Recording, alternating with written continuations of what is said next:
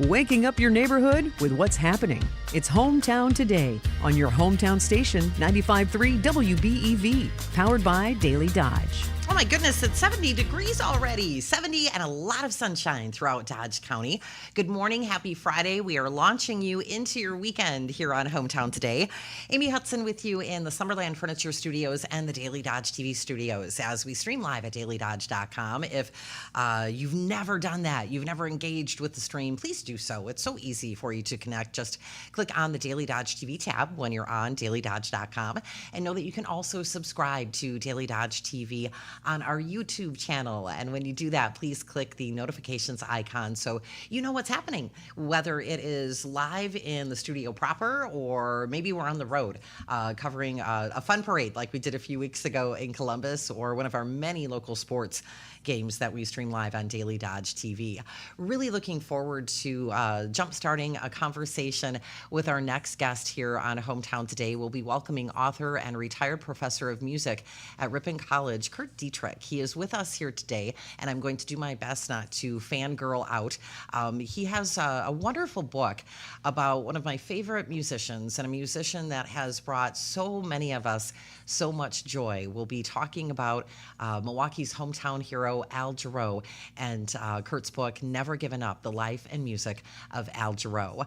Our Milwaukee Brewers are back in our great Badger State, and tonight they will be kicking off a series with Miami. So, of course, we'll have all the action for you, starting with the On Deck pregame show at 6:35. Looking forward to a good series with Miami. And, oh, my goodness, make sure you get signed up for our Milwaukee baseball bus trips. We have two of them that will be happening, and you can get signed up for both of them right here at the studios at 100 Bill McCullum Way.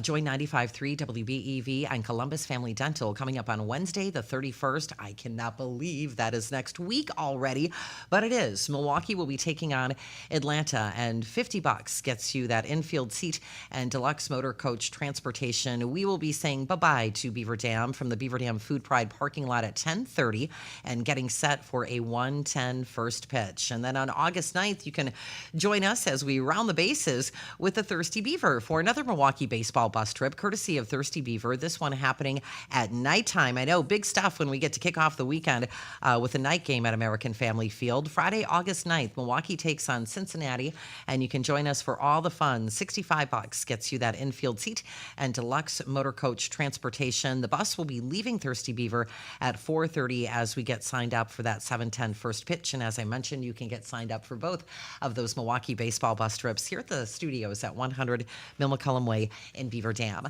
Hometown Today brought to you in part by McKinstry's Home Furnishings in beautiful historic downtown Beaver Dam, and presented by Professional Floor Covering Your Floor, and so much more. We will next welcome author and retired professor of music at Ripon College, Kurt Dietrich, to Hometown Today here on your hometown station, 95.3 WBEV, powered by Daily Dodge.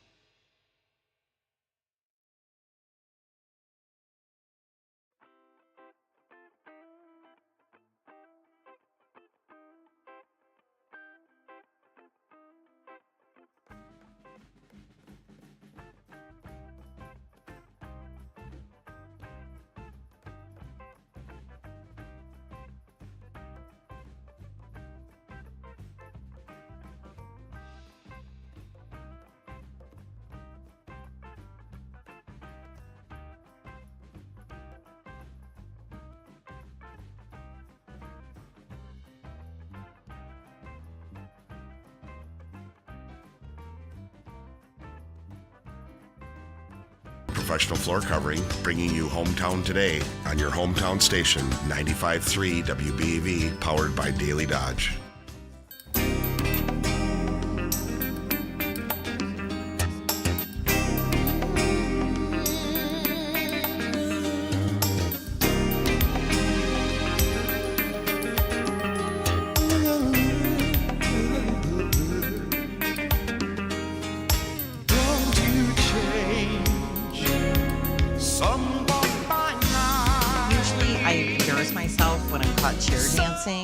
But it's one of my favorite musicians. You can keep that going, Charlie. We got to get in the groove down here in the Daily Dodge TV studios.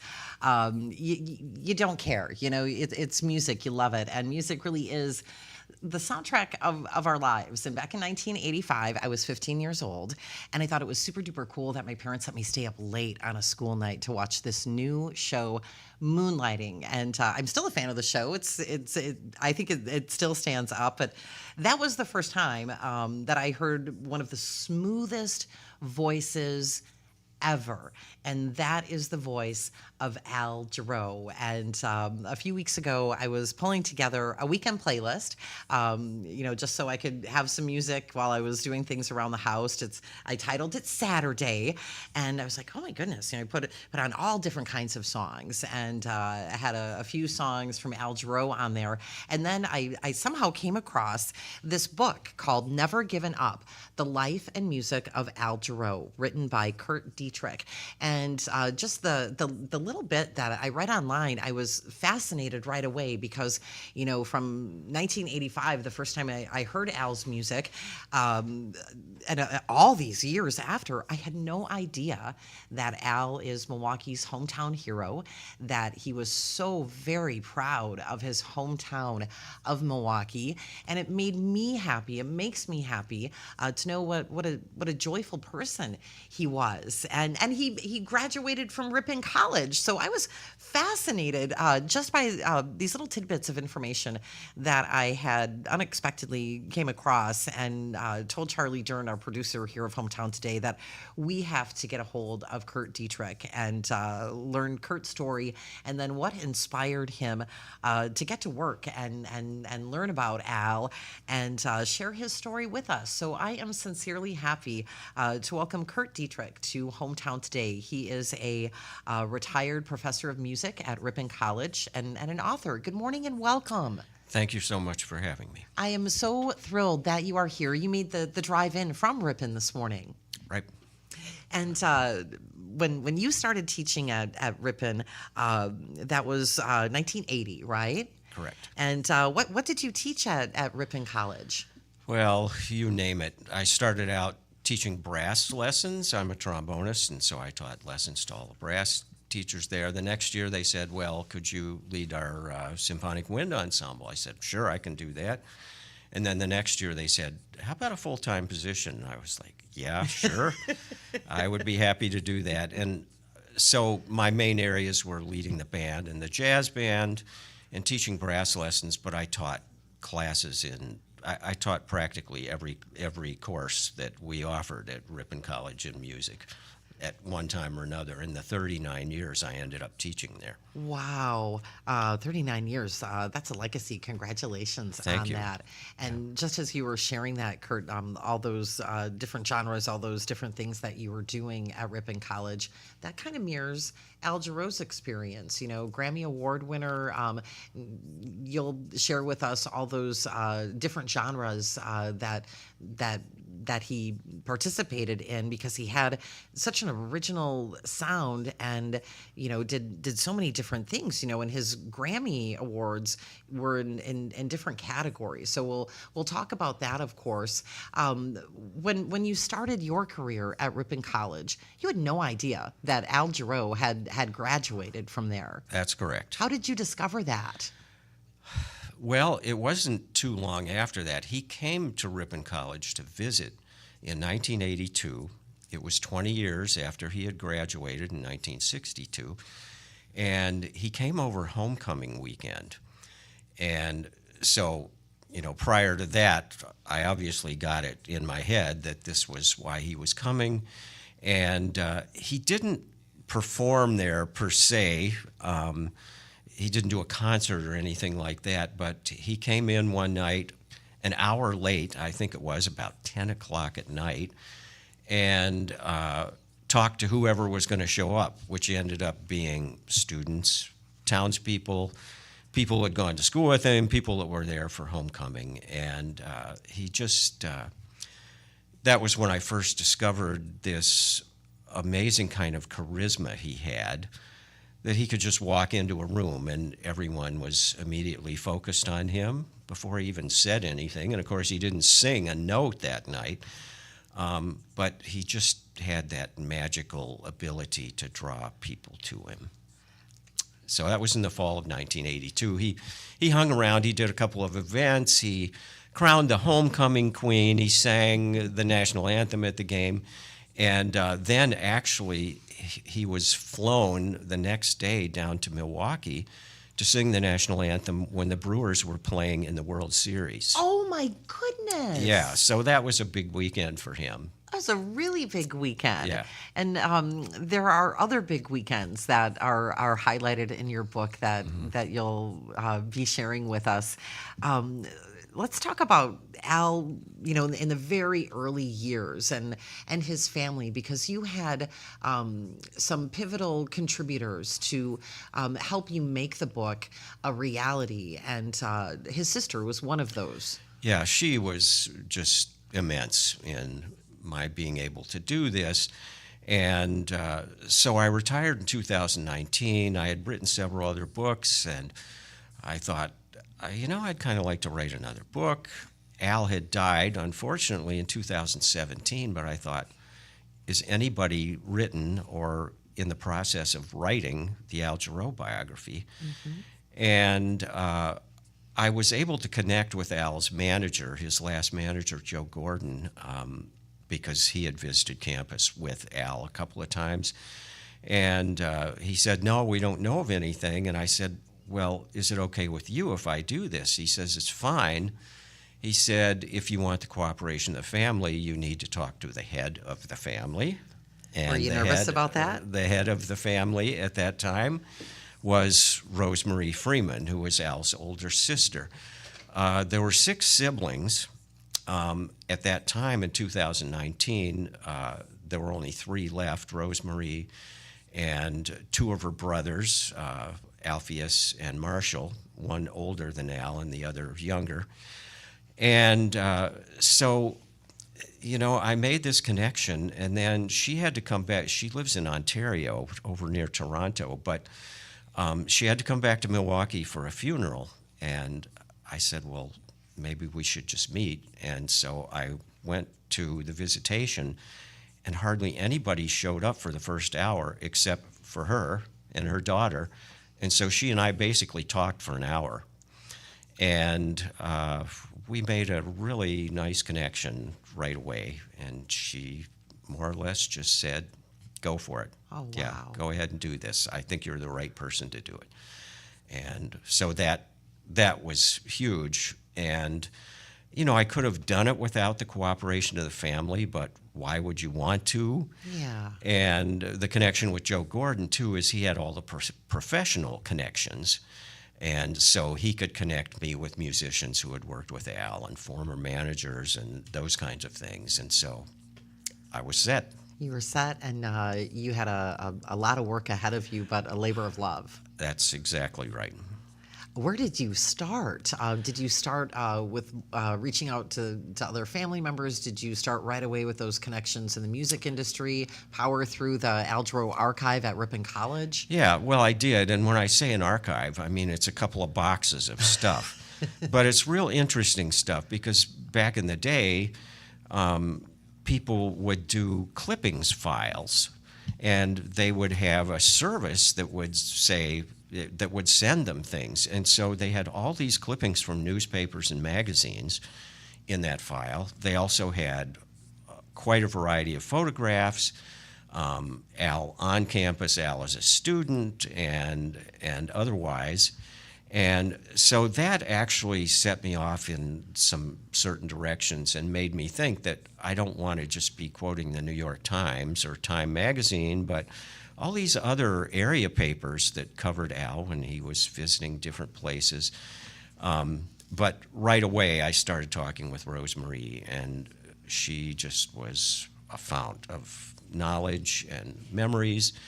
And I'm happy to say that, now 5 years later, I still talk with Rosemarie at least once a month. I'll be on the phone with her this afternoon. Oh, that's wonderful. And we talk for at least an hour.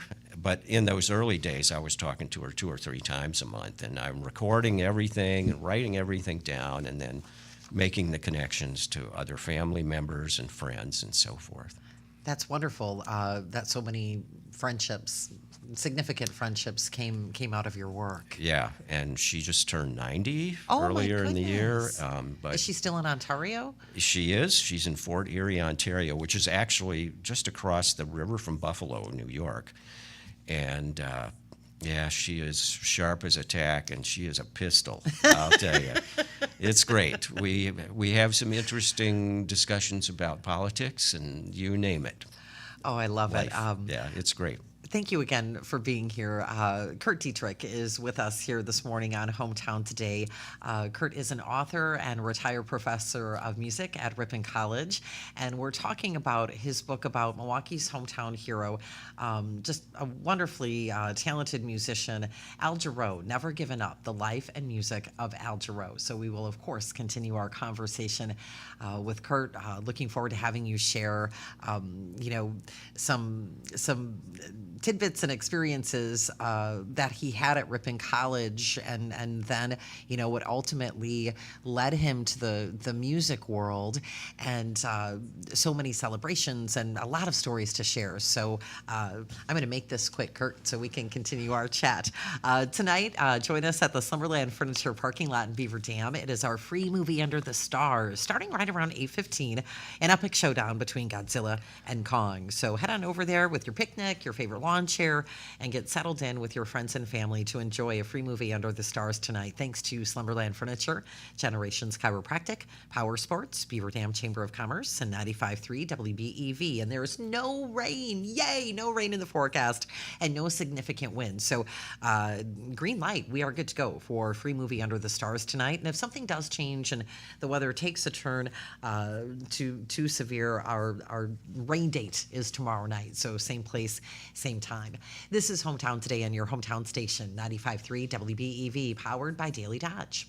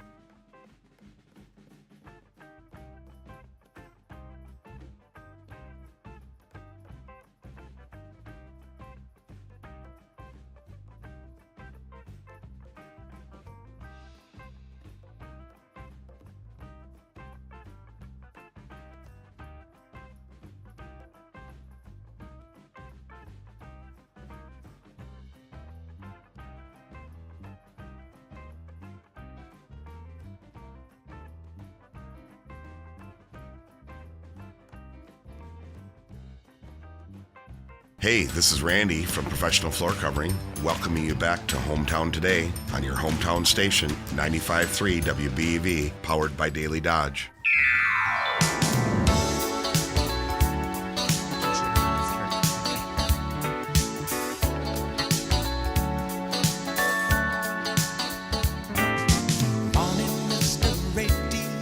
My name is Al Jarreau. I'm from Milwaukee. I sing jazz and I sing pop and I sing R&B. And sometimes I mix the things and they come out sounding like Al Jarreau from Milwaukee. That is a wonderful quote on the back of the jacket from Never Given Up, The Life and Music of Al Jarreau, written by Kurt Dietrich, who is joining us here this morning on Hometown Today. Amy Hudson here alongside Kurt from the Slumberland Furniture Studios and the Daily Dodge TV studios as we stream live at dailydodge.com. I was really knocked out to learn that Al is from Milwaukee. It's his hometown. Of course, you know, the family traveled to Milwaukee. He spent some time in Iowa, but his heart was always in Milwaukee, and even on the national, international stage, he shared that pride with people. Yeah, I, in the process of putting this book together, I read everything I could. I talked to all these people. I looked at videos, and one of the videos I watched was from his very last tour of Europe in 2016, and he was in, I think, one of the real posh casinos in Monte Carlo. Okay, fancy. And at that time, he wasn't in the best of health, so he was sitting down to sing, but he was talking up the audience the way he always did, and he mentioned Ripon College.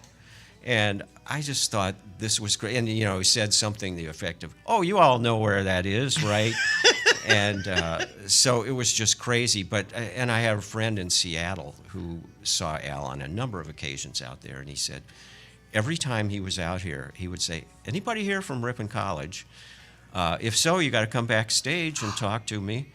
And, I mentioned Ripon, but it was the same with Milwaukee. I mean, he was a Milwaukee guy, and that quote that you read is the first time that he talks in a documentary, a really nice documentary that was made in France in 2014, 15. It took a while to happen, but that was the first thing he said. Personally, they had, an introduction to that, but then he came on and said that. And that's a really kind of powerful statement that he and they agreed that this should go front and center on this documentary about his life. And he was always happy to go back home and always happy to share with folks, that he loves Milwaukee. That is his hometown. And part of what I want to talk about with you in the last part of the show today is, one of those homecomings to Milwaukee, and then his last performance in Milwaukee. And we will continue our conversation with Kurt Dietrich, who is here with us this morning. He's an author and retired professor of music at Ripon College. When Al would say, to thousands of people at an arena, "Anyone here from Ripon College?" Would a pin drop, or people would just, "Yeah, I'm from Ripon College. I want to go backstage and talk to Al"? Yeah, well, certainly, if there were any Ripon College people, they would say that. And, I have talked with people who have been at those concerts, and, we're happy to do that. And another interesting little tidbit, the last time Al was in Milwaukee was in the fall of 2016, and he came back because he was awarded a Lifetime Achievement Award by the Wisconsin School Music Foundation. And at that time, he also started a scholarship fund for Milwaukee public school students. But anyway, it was this big deal. And Ripon College was going to send representatives, and they decided that maybe it wasn't the smartest thing to send the mucky mucks from the college. So they sent me mucks and two of my students down there. And so we went to this, and at a certain point in the festivities in the evening, we walked over, and Al was thrilled that here were people from Ripon College, and he said, okay, are you ready to sing the alma mater with me? And the kids were like, we don't really know how that goes. But anyway, but that was just the way he was about Ripon and about Milwaukee and Wisconsin. So did he sing it without you guys? He did not, Okay. but he started it, but, it was just, kind of a joke thing, but not really. And he knew that song really well. Oh, I bet he did. Yeah. We're talking this morning with Kurt Dietrich. He is an author and retired professor of music at Ripon College, and learning a lot about such a talented musician and all-around good person, it sounds like, Al Jarreau, and talking about Kurt's book about Milwaukee's hometown hero, Never Given Up, the life and music of Al Jarreau. Thankfully, we have a couple more days to enjoy where it's not going to be crazy hot and humid and no rain, but there's kind of a little bit of a weather phenomena happening down there on downtown Beaver Dam, 131 Front Street. It's been snowing. There's a Christmas tree in the window. There are sparkly lights at 131 Front Street, where you will find McKinstry's Home Furnishings, because it is their Christmas in July sale. Sandy, have you been keeping everybody busy shoveling down there at McKinstry's? Oh, yes. Merry Christmas in July, everyone. I love it. Do you know that is really my favorite time of year, and what a light fanatic I am? I did not realize that. So it took everything in my power last Thursday, Sandy, when we were broadcasting live across from McKinstry's Home Furnishings. We were on the patio at Great Harvest Bakery and Cafe, and I saw things coming together in your beautiful window. I'm like, oh, there's the Christmas tree. And then I saw a strand of lights. Anytime you need help with your lights, let me know. I put 3,500 lights on a 7.5-foot tree last year. We will keep that in mind in November. Oh, but this is such a fun sale. It's a fun time for folks to start getting ready for the holidays. Like it or not, they will be here before we know it. And we can be ready with your help at McKinstry's Home Furnishings and save money while we're doing that. Yes, so during our Christmas in July sale, you can come in and make a purchase, and then when you make the purchase, you can go to our Christmas tree with mittens on it, and you pick a mitten off, and then you get an additional discount off your purchase, and you can save up to 50%. That is absolutely incredible, and there's always so much to shop at McKinstry's. You and your team there do such a lovely job of picking out the right pieces and comfy things for folks to enjoy in their home. And some of the sales right now, you have sales on recliners, sofas, mattresses, accessories. What are some of your favorite things that you're excited to share with people during the Christmas in July sale? Well, one thing to remember is, Green Bay started the football team, they started their practices. Football season's right around the corner. So why not be comfortable in a very comfortable La-Z-Boy recliner? We have a huge variety of them in stock. You can, power is a big deal right now. You push a button, the footrest will come up, the back will go back, and then you can even adjust headrests and lumbar support and stuff. So you can really customize your comfort. It's great. That is great. And you're right. Like, before we know it, football season, it is going to be here. And in not too long, we'll have those Green Bay Packers games on the air here at 95.3 WBEV. And to your point, just get comfy, get ready. Yes, we just got in a brand new reclining sofa and love seat with power, and the love seat has a console in the middle. It's got a power bundle, so you can, you plug that in. There's a cordless phone charger. There's a tray you can swing in front of you, put your laptop on there or your tablet and work on things. It's just really comfortable furniture. Well, and that sounds like you never have to leave the couch. I love that. You can snuggle in for a whole afternoon or a whole day. Yes, you can. And I really enjoy looking at all the beautiful accessories. And I know that folks really appreciate how McKinstry's helps to bring a room together. What are some of those fun accessories that you have as part of the Christmas in July sale? Oh, everything is on sale in the store. And the thing that is very interesting. We've been talking about this now since April when I went to the market, but we're constantly getting new product in. Lots of different just accessories. We even have like these little jars that just add color. They're in yellow and teal and pink and red. Just add some color to your room. There's just a lot of big variety of different things. And the Christmas in July sale happening through next Wednesday, July 31st. And then sadly, July will be over. But we are going to love shopping at McKinstry's Home Furnishings during the Christmas in July sale. And when can we do that? Share with folks when you're open. Okay, so we're open tonight till 5:30. On Saturdays, we're open from 9 to 5.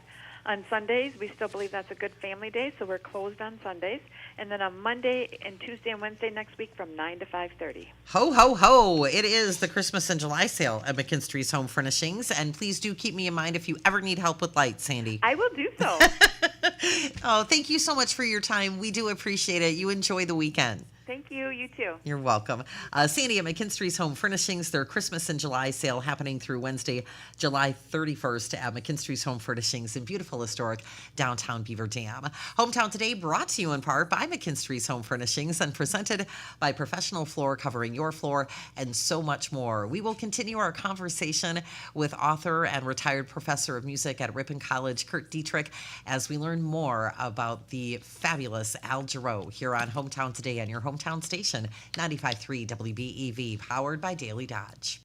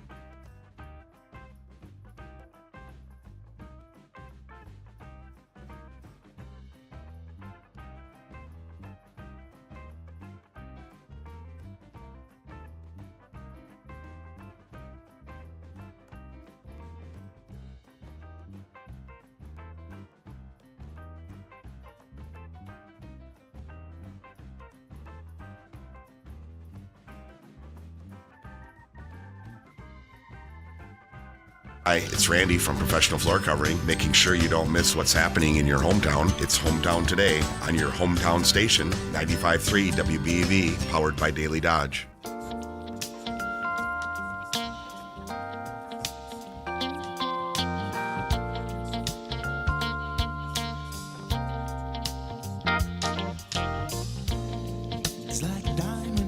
I don't want to talk on the show today. I just want to listen to the music of Al Jarreau. And for the first time, I'm comfortable swaying in my chair on camera, doing a little chair dancing, because Al's music makes us happy. And I'm so happy that we have author and retired professor of music at Ripon College, Kurt Dietrich, with us this morning to talk about his book about Milwaukee's hometown hero, Al Jarreau. Never Given Up, The Life and Music of Al Jarreau is Kurt's book.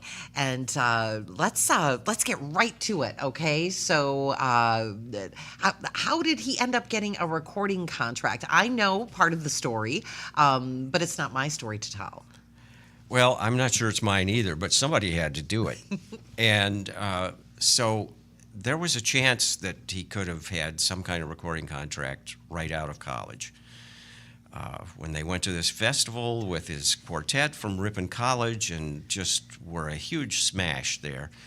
And there were big names there, too, from Yeah, the music yeah. industry. Well, Quincy Jones was there, and Henry Mancini was there. And I don't know who or exactly what the deal was with some kind of record executive who came up to the group after they sang and said, we should do a record. But the other members of this vocal quartet, they just weren't able to do it at that time for different reasons for each member of the group. Al was the only one who was really on. He was, yeah, I would like to do this. So he graduated from Ripon College. He went back to Milwaukee that next summer, and he had already been singing professionally in Milwaukee.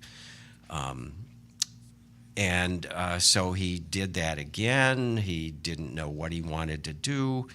I don't really have the details of this in the book because I was not able to get them, but I heard a lot of rumors and half kind of stories about it. But somebody said, we can get you money to go to graduate school. And so he did, and he went to graduate school at the University of Iowa. He really enjoyed being a student and was so active at Ripon College. Yeah. The student part of it wasn't his favorite.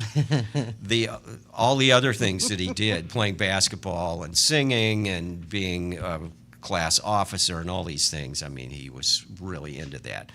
But anyway, he did graduate and got a degree in psychology, and so he then went to Iowa, and in 2 years he got a master's degree in rehabilitative counseling, and he got married out there also under mysterious circumstances that I could never unearth. I could not find the record of his marriage out there. Well, that piques our curiosity. Yeah, I mean, I say mysterious. I mean, it was a young woman that he met in school, and she was an undergraduate at the time, but she graduated the year Al got his master's degree. And and part of this, we were talking about Rose Marie, Al's sister, who I spent a lot of time talking with. She only met this woman once, Phyllis, who was Al's wife. In any case, so he finished his degree. He came back to Milwaukee, still didn't know what he wanted to do. This is 1964. How old would he have been? Well, he would have been like 24 years old. Okay. And then one of the guys who had owned the Driftwood Lounge, where he sang a lot in Milwaukee, was moving to California and opening a club out there. And he got in touch with Al and Les Zimmer, who had been Al's pianist in Milwaukee for years, and said, hey, I want you guys to come out here and open the club for me, which they did. So this is 1964. And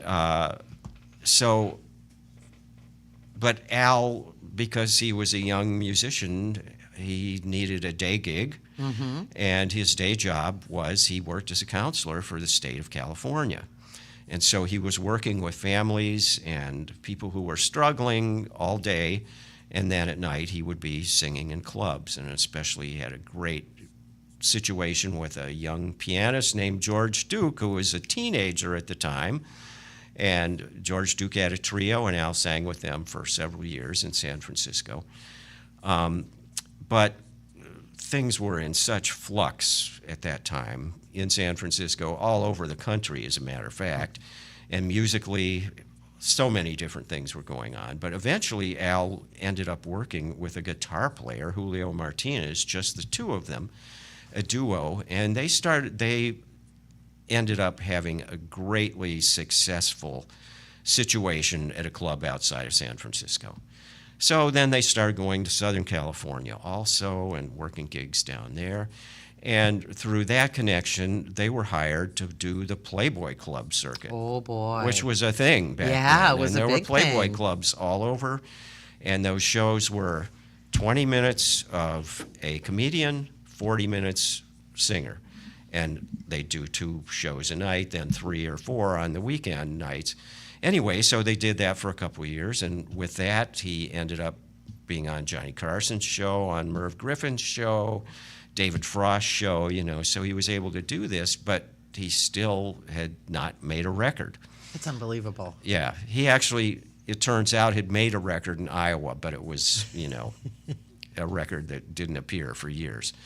In any case, so he went back to Southern California. He had a little bit of time in the Twin Cities where somebody thought it was smart to put him with a rock band, and it may have been smart, and they had some success up there, but it was just regional. Went back to Southern California, and finally he got ensconced in a club out there, the Blah Blah Cafe, and it was an out-of-the-way place, a real kind of underground place, but had a real scene. And one thing led to another, and eventually he got a showcase at the Troubadour, which was one of the big clubs in That's a Los big deal. Angeles. And this is after many record people had heard him at the Blah Blah Cafe, and they all said essentially the same thing. This guy is unbelievable, but we don't know what to do with him. Oh, boy. Because he wasn't exactly a jazz singer, he wasn't exactly a soul singer, as they called it then, he wasn't exactly this or that. And He's the truly business unique. is fickle and it's hard to crack. But anyway, at the Troubadour, they kind of put on a real show, and so Mo Austin, who was the head of Warner Brothers at that time, heard him and said, "I don't know what we're going to do with him, but we have to sign him." And so the next day, Patrick Raines, who was Al's manager at that time, went to Warner Brothers, signed a contract, and within months they had recorded an album. Thank goodness. Thank goodness is right, and that was 1975. So what's mind-boggling about this partly is Al was 35 years old at that time. When you talk about the music industry being fickle, that's old for the music That industry. is They really want old. young blood. I would say that would never happen today unless it was someone like that English woman who was on one of those shows a while ago, who was in her Oh, yeah, 50s. one of the talent shows. Yeah, Yeah. Anyway, but otherwise, you don't sign somebody who's 35. You sign somebody who's 19. They have a couple of big hits, and a lot of times they just get wrung out, pitched Yeah. aside, next. Yeah. But Al started, his first record came out when he was 35 years old. Wow. And then he had a long, successful career. But it was up and down. I mean, he had great success in the early 80s especially. Yeah. 75, his first record came out. But even then, by the late 80s, hip-hop was coming on, That's right. and the music business was changing. It's always changing, but it was really changing. And he struggled with that because he wanted to sing songs. Yeah, real songs. Yeah, and anyway, so, it was up and down, and the business is not easy, but he had a great, long-lived career. And such a joyful person. That was always my takeaway when I would see one of his videos, hear one of his songs, see him on a show. And it made me really happy, Kurt, when I was skimming through the book, getting ready for our time together today, to know that he brought that really everywhere that he went. And you had talked earlier about the Lifetime Achievement Award back in 2016, the Wisconsin Foundation for School Music presented presented Al with that Lifetime Achievement Award, fancy ceremony at the Pfister, which is one of my favorite places in Milwaukee. But then his, last performance in his hometown of Milwaukee has been described as a virtual love fest. Yeah. We have just a couple of minutes left. Do you want to talk about that, or anything else you would like to share with us before we have to wrap?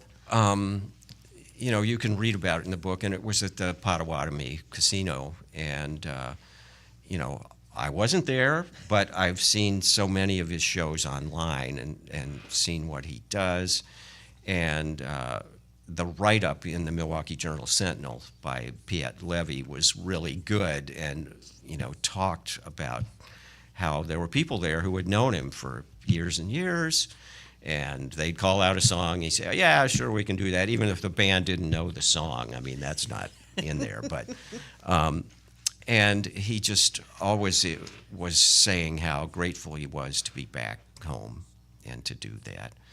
And yeah, I mean, every time I see a film of him performing, even when you can't see the audience, you can feel what's going on there. Mm-hmm. And he just had this magical ability to connect. And you and I were talking earlier about how people always thought that he was singing just to them. Yeah. And that's the power he had. And even when he had those big loud shows in the 80s, with a really high-powered band and the dance moves and all that kind of stuff. Why was everything so loud in the 80s? That's for another time. I don't know, but a lot of us lost our hearing back then. But anyway, still, he, but then they'd stop and he'd sing a beautiful ballad or something. And, people in the audience would be weeping. I talked at length with his sound engineer from those years, the guy who was on tour with him. And he said, every show I was ever at some point, I had tears in my eyes. Oh. And for a guy who heard hundreds of Al Jarreau shows, that's a pretty powerful statement. Yeah, because he was a pretty powerful artist and human being. Yeah. The last line of your preface in the book, "May Al Jarreau's spirit and his music live on." You're making that possible with your book, and of course all the music that is still out there. And thank you so much for making the drive in from Ripon to 100 Bill McCullum Way today. We really appreciate it, and really appreciate you being with us and talking about the book and helping us to know Al better. Well, thanks for having me, and it's my pleasure, and it's especially great to be talking back and forth with somebody who is a real fan. Thank you. Yeah. Where can other folks get the book? Well, you can get it all those places, including that one big place that people buy everything. We don't need to which say, is people okay. know. Right, but you can get it right from the Wisconsin Historical Society, or I know the bookstores in Madison have it, the bookstores in Milwaukee have it, and I would encourage you to buy it someplace other than that place. But if you got free shipping, I get it. So anyway, but you can find it anywhere online and also at retail places. Kurt, thank you for being here today. We appreciate it. Thank you so much. You're welcome. Make it a great day today. Yeah, you too. It's author and retired professor of music at Ripon College, Kurt Dietrich, joining us here today to talk about his book, Never Given Up, The Life and Music of Al Jarreau. Hometown Today, presented by Professional Floor, covering your floor and so much more, and brought to you in part by McKinstry's Home Furnishings in beautiful, historic downtown Beaver Dam. At 11:10, we will hit the air for Senior Solutions with your hire insurance team here on your hometown station, 95.3 WBEV, powered by Daily Dodge.